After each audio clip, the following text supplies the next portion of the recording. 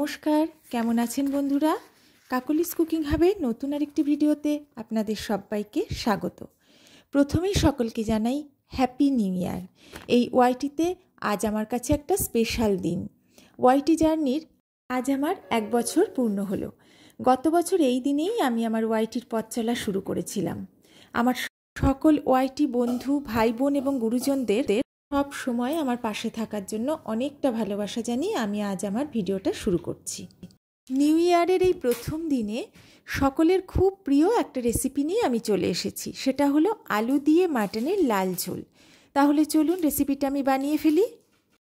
রেসিপিটা বানাতে আমার মেন যে উপকরণগুলো লাগবে সেগুলোই আমি প্রথমে দেখিয়ে দিচ্ছি, আর যা যা লাগবে সেগুলো আমি রান্না করতে করতেই বলে দেবো। এটা করার জন্য আমি 1 কেজি মাটন নিয়েছি। মাটনটা প্রথমে বেছে ধুয়ে জল ঝরিয়ে রেখেছি। মাংস কিন্তু খুব বেশি ধুতে নেই, তাহলে টেস্ট অনেকটাই কমে যায়। নিয়েছি মাঝারির থেকে একটু বড় সাইজের পেঁয়াজ 4টে মিহি করে কুচিয়ে নিয়েছি। 1.5খানা বড় রসুন ছাড়িয়ে রেখেছি। পরিমাণ মতো আদা নিয়েছি। আদা, রসুন আর পেঁয়াজের থেকে অল্প একটু পেঁয়াজ নিয়ে আমি একটা পেস্ট বানাবো। এদিকে নিয়েছি বেশ কয়েক টুকরো আলু, আর নিয়েছি একটা বড় সাইজের টমেটো আমি ডুমো করে কেটে রেখেছি। নিয়েছি বেশ কয়েকটা কাঁচা লঙ্কা আর 2টো শুকনো লঙ্কা। এগুলো আমি একসাথে পেস্ট করব। এদিকে কয়েকটা গোটা গরম মশলা নিয়েছি অল্প একটু জয়িত্রী, লবঙ্গ, এলাচ, দারচিনি নিয়েছি কটা, আর নিয়েছি গোলমরিচ কিছুটা, আর 2টো তেজপাতা নিয়েছি। এটা আমি কোথায় ব্যবহার করব সেটা রান্না করতে করতে আমি দেখিয়ে দেব। আর নিয়েছি 2 টেবিল চামচ জিরে গুঁড়ো, আর নিয়েছি 2 টেবিল চামচ জল ঝরানো টক দই। প্রথমেই আমি জিরে গুঁড়োর মধ্যে একটু জল অ্যাড করে দিলাম। জল অ্যাড করে দিয়ে এটা ভালো করে একটু চামচ দিয়ে মিশিয়ে নেব।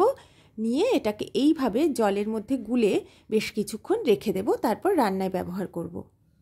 এবার আমি একটা প্রেসার কুকার নিয়েছি। কুকারের মধ্যে আমি পুরো মাটনটা প্রথমে দিয়ে দেব।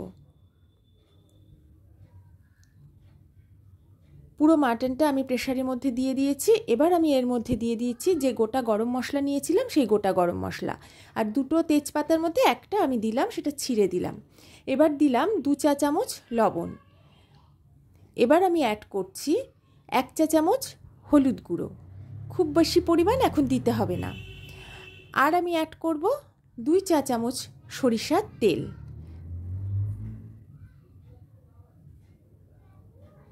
সরিষার তেলটা দেওয়ার পরে আমি এতে দিচ্ছি অল্প পরিমাণ একটু জল। এই 1.5 কাপ মতো জল আমি এতে অ্যাড করে দিলাম।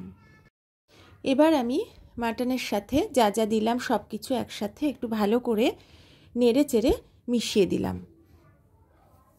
গ্যাসের ফ্লেমটা অন করে দিয়ে আমি কুকারটা গ্যাসে বসিয়ে দিলাম। এবার গ্যাসের ফ্লেমটা হাই করে দিয়ে আমি পরপর 2টো সিটি দেব। তারপর গ্যাসের ফ্লেমটা অফ করে দিয়ে আমি পুরো ভেপারটা বসতে দেব। এবার কড়ায় বেশ কিছুটা সরিষার তেল অ্যাড করে আমি আলুগুলো ভেজে নেব। আলুগুলো বেশ লালচে করে আমি ভাজবো। আলুগুলো ভেজে আমি তুলে নিয়েছি। এবার ওই তেলের মধ্যে আরও একটু তেল দিয়ে আমি ফোড়নটা অ্যাড করলাম, শুকনো লঙ্কা আর তেজপাতা। আর আমি অ্যাড করছি 1/2 চা চামচের একটু বেশি চিনি। এই চিনিটা কিন্তু আমি কালারের জন্য অ্যাড করলাম। এদিকে আমার ফোড়নটাও ভাজা হবে, আর অপর দিকে চিনিটাও আস্তে আস্তে মেল্ট হতে থাকবে। আর গ্যাসের ফ্লেমটা আমি একদম লোতে রেখে দেব। দিয়ে আমি এগুলো ভাজবো যতক্ষণ না ফোড়ন থেকে একটা সুন্দর গন্ধ বেরোয়। আর এদিকে চিনিটা বেশ মেল্ট হয়ে গেছে আর একটা হালকা লালচে ভাব চলে এসেছে। এই অবস্থায় আমি পেঁয়াজটা অ্যাড করে দিচ্ছি। এবার পেঁয়াজ আমি খুব সুন্দর করে ভাজবো। এতে আমি প্রথমেই অ্যাড করে দিলাম একটু লবণ। লবণটা দিয়ে আমি নেড়ে চেড়ে মিশিয়ে নিচ্ছি। লবণটা দেওয়াতে পেঁয়াজটা তাড়াতাড়ি নরম হয়ে যাবে, আমার ভাজাটাও তাড়াতাড়ি হয়ে যাবে। যারা নতুন বন্ধু আমার চ্যানেলে প্রথম এসে আমার ভিডিও দেখছেন, আমার ভিডিও যদি ভালো লাগে তাহলে অবশ্যই আমার চ্যানেলটা সাবস্ক্রাইব করে আমার পাশে থাকবেন। আর পাশে থাকা বেল আইকন আর অল অপশানটা সিলেক্ট করতে কিন্তু ভুলবেন না, তাহলে আমার নতুন ভিডিও নোটিফিকেশান সহজেই আপনাদের কাছে পৌঁছে যাবে। পেঁয়াজটা খুব সুন্দর করে লালচে করে ভাজা হয়ে গেছে। এবার আদা, রসুন, পেঁয়াজ আর কাঁচা লঙ্কার যে পেস্ট আমি বানিয়েছিলাম সেটা আমি এর মধ্যে অ্যাড করে দিলাম। এটা দিয়েও খুব সুন্দর করে নেড়ে চেড়ে ভালো করে ভেজে নেব যতক্ষণ না কাঁচা গন্ধ চলে যায় আর তেল ছাড়ে। এদিকে আমার মশলাটা কষা হচ্ছে, আর এদিকে আমি একটা পেস্ট বানাবো। টমেটোর মধ্যে আমি দিয়ে দিচ্ছি টক দই। এটা দিয়ে একটা পেস্ট বানিয়ে নেব। মশলাটা আমার ভালো মতো কষানো হয়ে গেছে, তেলও ছেড়ে দিয়েছে। আমি এবার এর মধ্যে অ্যাড করে দিচ্ছি যে জিরের গুঁড়ো জলে গুলে রেখেছিলাম সেই পেস্টটা। এটা দিয়েও খুব ভালো করে কষিয়ে নেব যতক্ষণ না তেল ছেড়ে দেয় আর কাঁচা গন্ধ চলে যায়। ভালো করে কষানো আমার হয়ে গেছে, তেল ছেড়ে দিয়েছে। এবার আমি টক দই আর টমেটোর যে মিশ্রণ সেটা আমি এর মধ্যে দিয়ে দিলাম। আর আমি দিচ্ছি একটু বেশি করে কাশ্মীরি লঙ্কার গুঁড়ো কালারের জন্য। এটা দিয়েও খুব ভালো করে নেড়ে চেড়ে আমি সুন্দর করে কষিয়ে নেব। যতক্ষণ না তেল ছেড়ে দেয় ততক্ষণ আমি কষাবো। মশলাটা কিন্তু খুব ভালো করে আগে কষাতে হবে। এদিকে প্রেসারে অল্প সিদ্ধ করে মাটনটা আমি তুলে জল থেকে আলাদা করে রেখেছি। আর মাটন যে স্টক সেটাও আমি আলাদা করে রেখেছি, এটা আমি রান্নায় ব্যবহার করব। মশলাটা আমি সুন্দর করে কষিয়ে নিয়েছি, তেল ছেড়ে দিয়েছে আর বেশ শুকিয়েও এসেছে। বারবার নেড়ে চেড়ে কিন্তু মশলাটা কষাতে হবে, খেয়াল রাখতে হবে তলায় যেন লেগে না যায়। এবার আমি এর মধ্যে মাটনটা অ্যাড করে দিলাম। মাটনটা অ্যাড করে দিয়ে বেশ ভালো করে অনেকটা সময় নিয়ে বারবার নেড়ে চেড়ে কষাতে হবে।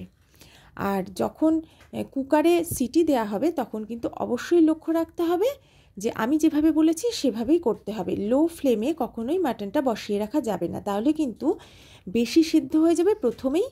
আর যখন রান্না করা হবে তখন মাটনটা হাড়ের গা থেকে পুরো ছেড়ে ছেড়ে আসবে, খেতে কিন্তু একটুও ভালো লাগবে না।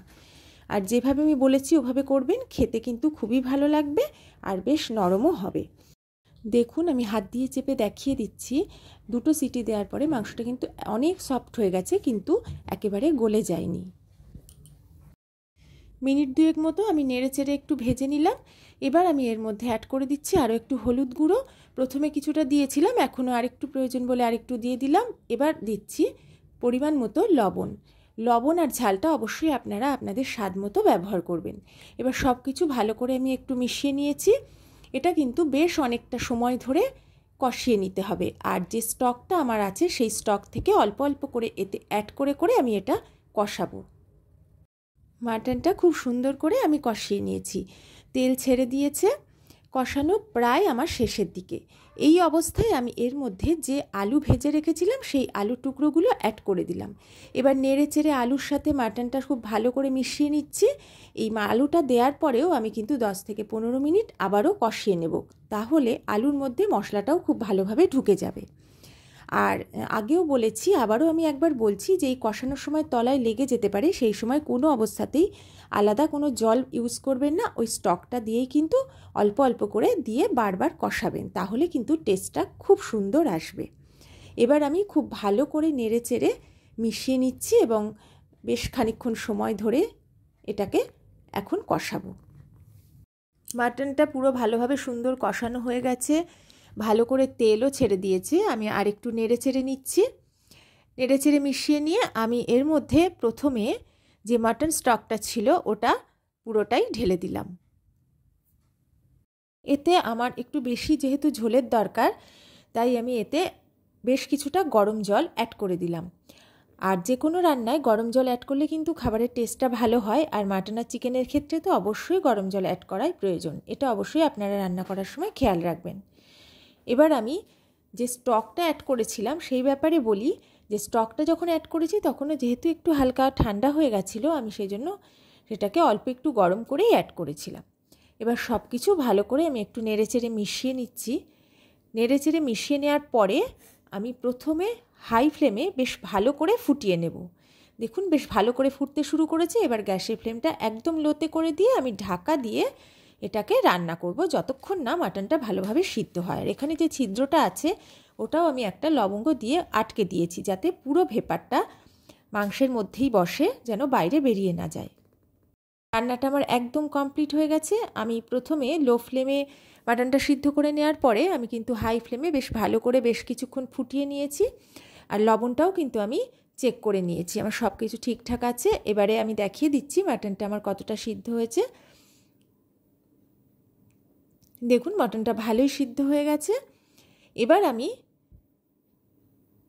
এর মধ্যে অল্প পরিমাণ একটু গরম মশলার গুঁড়ো ছড়িয়ে দেব। রান্নাটা আমার একদম কমপ্লিট। গরম মশলা দেওয়ার পরে খুব বেশি ফোটানোর আর দরকার নেই। আর যেহেতু প্রথমে আমি গোটা গরম মশলা দিয়ে মাটনটা সিদ্ধ করেছিলাম, তাই এখন কিন্তু গরম মশলা আমি একটু কমই ব্যবহার করলাম। এবার আমি গ্যাসের ফ্লেমটা অফ করে দিয়ে ঢাকা দিয়ে 5 মিনিট স্ট্যান্ডিং টাইমে রেখে সার্ভ করে দেব। গরম গরম ভাতের সাথে আলু দিয়ে মাটনের লাল ঝোল আমি সার্ভ করে দিয়েছি।